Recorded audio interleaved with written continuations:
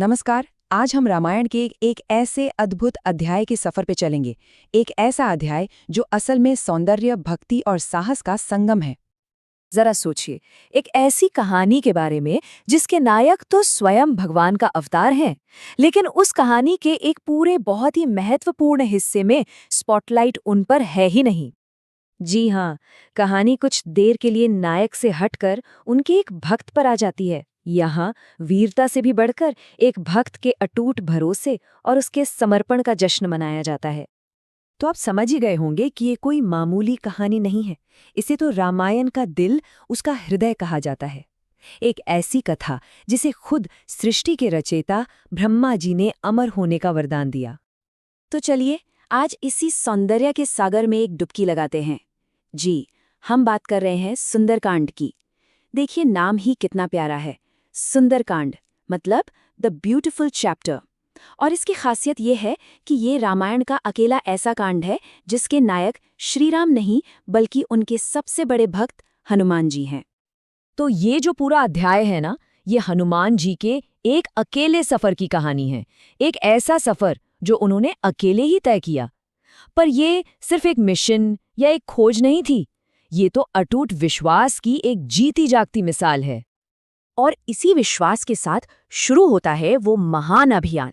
सोचिए, हनुमान जी ने अपनी सारी शक्ति, अपनी सारी भक्ति, अपनी सारी आस्था को एक जगह इकट्ठा किया और विशाल समुद्र को पार करने के लिए वो छलांग लगाई, जिसकी आज भी हम कल्पना ही कर सकते हैं।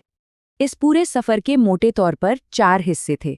सबसे पहले तो उस विशाल समुद्र को लांघना, फिर मायावी राक्षसों की नगरी लंका में घुसकर सीता माता को खोजना, तीसरा, जब वो मिल गई तो उन्हें श्री राम का संदेश देकर हिम्मत बढ़ाना, और चौथा और बहुत जरूरी, वहां से सही सलामत वापस लौटकर प्रभु राम तक सारी जानकारी पहुंचाना।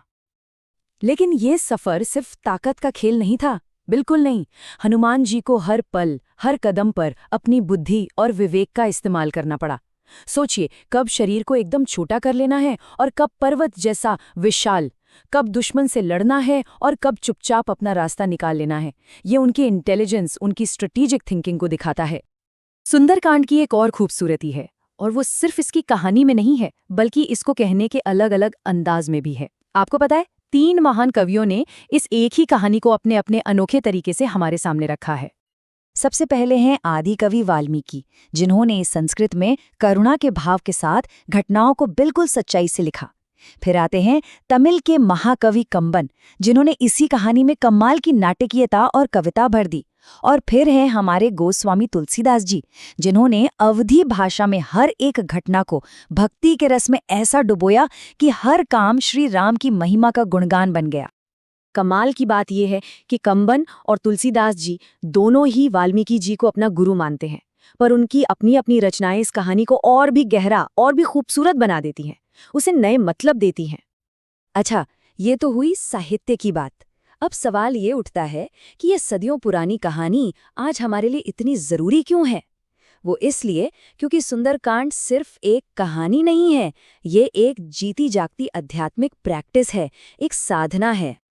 सदियों से न जाने कितने ही लोगों ने इसके पाठ से अपने जीवन में शक्ति और शांति महसूस की है। ऐसी गहरी मान्यता है कि सुंदरकांड का पाठ हर तरह के डर, चिंता और नेगेटिविटी को दूर भगाता है। ये मन में एक गजब का आत्मविश्वास जगाता है, और यहाँ तक कि ज्योतिष में शनि के बुरे प्रभावों को भी शांत करने में इसे बहुत असरदार माना गया है। पर यह होता कैसे है? मतलब हजारों साल पुरानी एक कहानी हमारी आज की मॉडर्न लाइफ को, हमारी आज की परेशानियों को कैसे दूर कर सकती है? इसका जवाब छिपा है खुद हनुमान जी के किरदार में। उनका वो अटूट संकल्प, उनकी जबरदस्त स्ट्रेटेजिक थिंकिंग, उनकी विनम्रता और बिना किसी स्वार्थ के सेवा करने का भाव, ये वो गुण हैं जो किसी भी जमाने में किसी भी इंसान के लिए सबसे बड़ी प्रेरणा बन सकते हैं। और अब आखिर में हम वापस उसी सवाल पर आते हैं जहां से हमने शुरू किया था। इसे सुंदरकांड ही क्यों कहते हैं? आखिर क्या है इसमें जो सुंदर नहीं है? इस सवाल का सबसे खूबसूरत जवाब एक बहुत ही अद्भुत संस्कृत श्लोक में छिपा है। मैं चाहूंगी कि आप इसे सुनें और बस महसूस करें। ये श्लोक अपने आप में सब कुछ कह देता है।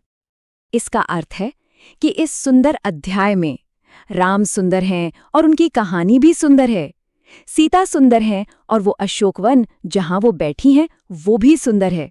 इसे बयां करने वाली कविता सुंदर है और इसके नायक कपि यानी हनुमान वो भी सुंदर हैं। इसका हर एक मंत्र सुंदर है। तो फिर इस सुंदर में ऐसा क्या है जो सुंदर नहीं है? तो ये कहानी सिर्फ एक मिशन के कामयाब होने की नहीं है। नहीं, ये कहानी है भक्ति, कर्तव्य और ईश्वर की कृपा के एक हो जाने की। एक ऐसा दिव्य मिलन जो आखिर में इस खूबसूरत तस्वीर के रूप में हमारे सामने आता है। और आखिर में सुंदरकांड हमें यही तो सिखाता है कि जब हमारा इरादा नेक हो, हमारा मकसद पवित्र हो और दिल में अटूट विश्वास हो, तो जिंदगी का कोई भी सफर सिर्फ कामयाब ही नहीं होता, वो सुंदर भी हो जाता है।